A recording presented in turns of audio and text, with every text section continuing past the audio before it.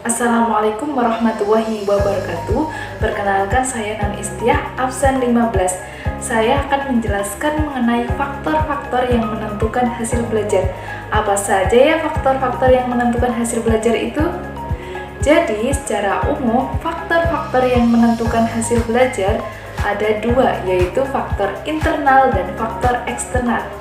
Yang pertama yaitu faktor internal.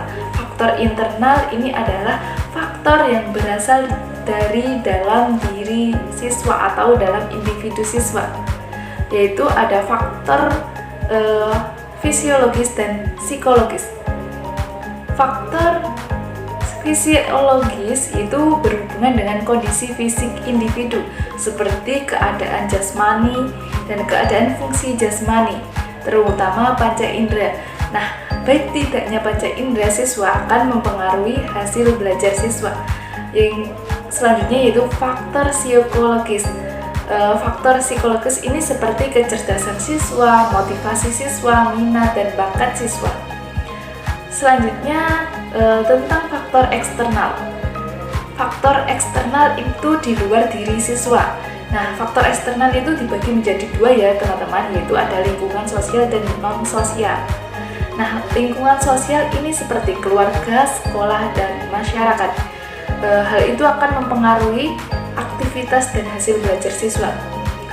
Kalau keluarga itu bagaimana orang tua itu mendidik, suasana rumah, dan keadaan ekonomi keluarga. Sedangkan sekolah itu ada guru, administrasi, dan teman-teman di dalam kelas. Hubungan harmonis dengan warga sekolah akan mempengaruhi aktivitas belajar siswa dan hasil belajar siswa. Kemudian masyarakat. Nah, pengaruh dari lingkungan masyarakat ini dapat mendorong semangat siswa belajar lebih giat ataupun sebaliknya.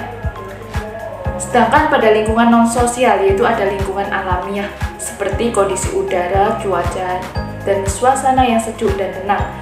Selain itu ada lingkungan instrumental atau perangkat belajar siswa seperti gedung sekolah, fasilitas belajar, materi, metode, dan media yang digunakan oleh guru. Hal itu juga akan mempengaruhi atau menentukan hasil belajar siswa. Nah, sedangkan menurut Jamarah, faktor-faktor yang menentukan hasil belajar siswa yaitu ada tiga, yaitu ada stimulus, metode mengajar guru, dan faktor individual seperti pengalaman sebelumnya, kesehatan jasmani siswa, motivasi belajar siswa, dan lain sebagainya. Hal itu juga akan menentukan hasil belajar siswa atau aktivitas belajar siswa. Itu tadi mengenai faktor-faktor yang menentukan hasil belajar siswa. Terima kasih. Selanjutnya akan dijelaskan oleh Mbak Tania. Perkenalkan, nama saya Tania Karesa, NIM 12205193061. Nah, di sini saya akan menjelaskan kepada kalian semua tentang paradigma behavioristik dalam media pembelajaran. Nah, paradigma teori belajar behavioristik ini sangat berpengaruh pada pengembangan media pembelajaran. Nah, teori belajar behavioristik ini merupakan teori belajar yang menekankan pada perubahan tingkah laku, di mana perubahan tersebut dilahirkan dari proses belajar karena adanya stimulus, respon, dan pengkondisian. Nah, kalian pada tahu apa sih itu paradigma? Oke, sebelum masuk ke materi, saya ingin mengulas terlebih dahulu apa yang dimaksud dengan paradigma. Nah, paradigma adalah cara pandang orang terhadap diri dan lingkungannya yang mana itu akan mempengaruhi dalam berpikir, bersikap, dan bertingkah laku. Paradigma itu juga dapat berarti seperangkat asumsi, konsep, nilai, dan praktek yang diterapkan dalam memandang realitas dalam sebuah komunitas yang sama, khususnya dalam disiplin intelektual. Selanjutnya, perkembangan media pembelajaran itu memang mengikuti perkembangan teknologi pendidikan. Nah, apabila ditelaah lebih lanjut, berkembangnya teknologi dalam pendidikan tuh mempengaruhi perkembangan media pembelajaran. Nah, apa aja sih? Yang pertama, Dalam paradigma pertama itu media pembelajaran sama dengan alat peraga audiovisual yang dipakai oleh instruktur untuk melaksanakan tugasnya. Kemudian yang kedua, yaitu dalam paradigma kedua, media itu dipandang sebagai suatu yang dikembangkan secara sistematik serta berpegang kepada kaidah komunikasi. Dan yang ketiga, yaitu dalam paradigma ketiga itu media dipandang sebagai bagian integral dalam sistem pembelajaran. Karena apa? Karena itu menghendaki adanya perubahan pada komponen-komponen lain dalam proses pembelajaran. Dan yang keempat, media pembelajaran keempat tuh lebih dipandang sebagai salah satu sumber yang dengan sengaja itu dan bertujuan dikembangkan dan dimanfaatkan untuk keperluan belajar untuk mencapai tujuan pembelajaran yang maksimal. Selanjutnya, saya akan menjelaskan tentang teori belajar behavioristik. Nah, menurut teori belajar behavioristik ini, belajar merupakan suatu proses perubahan tingkah laku sebagai akibat dari interaksi antara stimulus dan respon. Nah, dengan kata lain, belajar merupakan bentuk perubahan yang dialami siswa dalam hal kemampuannya untuk bertingkah laku dengan cara yang baru sebagai hasil dari interaksi stimulus dan respon. Nah, seseorang tuh dianggap telah belajar apabila ia itu bisa menunjukkan perubahan tingkah lakunya. Nah, contohnya, seorang anak mampu menghitung penjumlahan dan pengurangan. Nah, meskipun dia belajar dengan giat, tetapi dia masih belum bisa mempraktikkan materi penjumlahannya, maka ia belum bisa dikatakan belajar. Karena apa? Karena ia belum menunjukkan perubahan tingkah laku sebagai hasil dari belajar. Selanjutnya, media pembelajaran itu bisa mempengaruhi behavioristik anak, yang mana dalam pengembangan media pembelajaran itu materi harus didesain sedemikian rupa supaya menciptakan lingkungan belajar yang baik bagi peserta didik. Nah, penggunaan unsur-unsur media seperti warna, gambar, animasi, teks yang didesain dengan baik akan sangat mempengaruhi seseorang dalam belajar. Artinya, desain pesan akan dapat mengkondisikan seseorang dalam belajar, seperti halnya degree, yang mana tingkat keberhasilan. Nah, informasi tingkat keberhasilan belajar dalam pengembangan media pembelajaran itu sangatlah penting, karena itu menjadi bagian bagi peserta untuk belajar, untuk mengetahui keberhasilan dalam belajar. Jadi dapat disimpulkan bahwasannya menurut teori belajar behavioristik, belajar merupakan suatu proses perubahan tingkah laku sebagai akibat dari interaksi antara stimulus dan respon. Nah, pengaruh teori belajar behaviorisme ini itu sangatlah kuat dalam pengembangan media pembelajaran. Jika ada media pembelajaran yang tidak memenuhi komponen pembelajaran, maka akan sangat dirasakan ada yang kurang dalam suatu pembelajaran. Sebagai contoh, guru mengabaikan petunjuk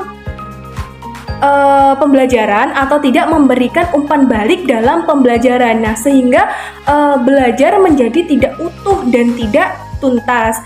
Dalam pengembangan media pembelajaran tuh, materi harus didesain sedemikian rupa supaya menciptakan lingkungan belajar yang baik bagi peserta didik. Nah, penggunaan unsur-unsur media seperti warna tadi, gambar, animasi, teks yang didesain dengan baik itu akan sangat mempengaruhi seorang dalam belajar. Artinya, desain pesan itu akan dapat mengkondisikan dan mempengaruhi seseorang dalam belajar dan dapat mencapai tujuan pembelajaran yang maksimal. Paradigma kognitif dalam media pembelajaran. Paradigma dalam media pembelajaran pada zaman yang semakin modern senantiasa mempengaruhi pola pikir manusia untuk selalu berperan aktif mengikuti perkembangan tersebut agar mampu bertahan dan mengembangkan pola kehidupan di era globalisasi dan komputerisasi, merupakan wujud nyata dari perkembangan yang terus terjadi. Demikian juga aplikasi multimedia yang semakin dikembangkan untuk mengubah cara manusia berinteraksi dengan komputer melalui teks, gambar, audio, animasi, dan visual dalam satu aplikasi. Teori belajar kognitif. Teori belajar kognitif ini tentu beda dengan teori belajar behavioristik. Teori belajar kognitif lebih mementingkan proses belajar daripada hasil belajarnya. Para penganut aliran kognitif mengatakan bahwa belajar tidak sekedar melibatkan hubungan antara stimulus dan respon. Nah, untuk yang selanjutnya dan yang terakhir, saya akan menjelaskan tentang contoh penelitian yang pernah dilakukan dan kita akan membandingkan antar dua penelitian tersebut. Nah, teman-teman, walaupun jenis media itu banyak sekali, namun pada kesempatan kali ini kami akan menyajikan sebuah penelitian terkait media video dalam pembelajaran. Untuk penelitian yang pertama adalah penelitian yang pernah dilakukan oleh Taufik Dwi Kurniawan dengan judul Pengaruh Penggunaan Media Video Pembelajaran Terhadap Prestasi Belajar Ilmu Pengetahuan Sosial Siswa SD kelas 5 Sekecamatan Gedangsari Gunung Kidul tahun pelajaran 2015-2016. Untuk penelitian yang kedua adalah penelitian yang pernah dilakukan oleh Lina Novita dan kawan-kawannya dengan judul Penggunaan Media Pembelajaran Video Terhadap Hasil Belajar Siswa SD. Jika dilihat dari judulnya, kita bisa mengetahui ya teman-teman bahwa penelitian ini subjeknya itu atau populasi yang diambil adalah anak sekolah dasar. Untuk perbandingan dari dua penelitian tersebut, jika dilihat dari paradigma behavioristik dan paradigma kognitif adalah sebagai berikut. Untuk penelitian yang pertama, yaitu penelitian yang dilakukan oleh Taufik Dwi Kurniawan tadi, jika dilihat dari paradigma behavioristiknya, itu menerapkan tahapan-tahapan yang ada pada teori behavioristik berupa stimulus, respon, dan juga pengkondisian. Stimulusnya apa? Stimulusnya yaitu terkait pemberian atau penggunaan media video dalam pembelajaran. Lalu responnya yaitu siswa partisipasinya lebih meningkat atau minat dan semangatnya itu meningkat ketika guru menggunakan media video.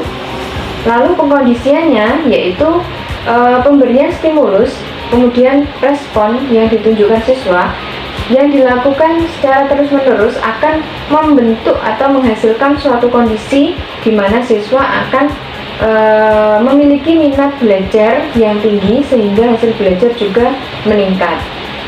Itu jika dilihat dari paradigma behavioristik.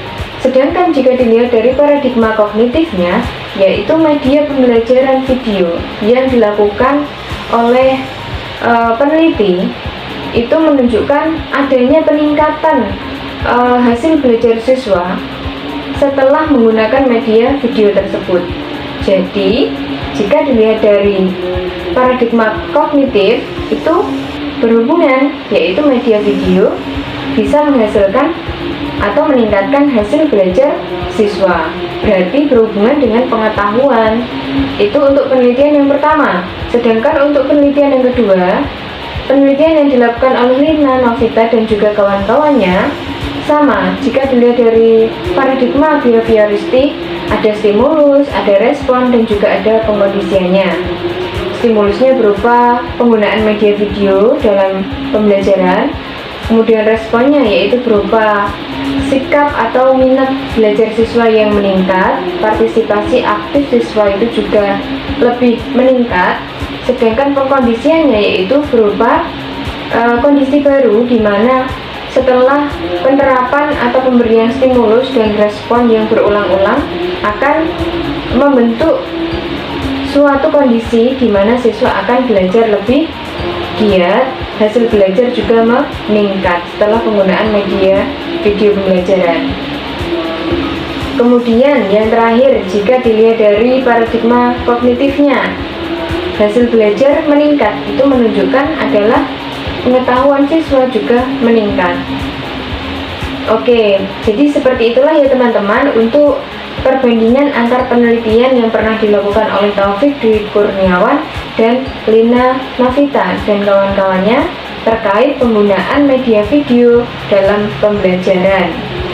Nah, dari sini dapat kita ambil kesimpulan bahwa media video pembelajaran itu efektif digunakan dalam kelas untuk meningkatkan motivasi, partisipasi aktif siswa, dan juga meningkatkan hasil belajar siswa. Mungkin seperti itulah teman-teman untuk materi pada hari ini terkait penelitian media dalam pembelajaran. Apabila ada kurangnya, kami mohon maaf yang sebesar-besarnya. Wassalamualaikum warahmatullahi wabarakatuh.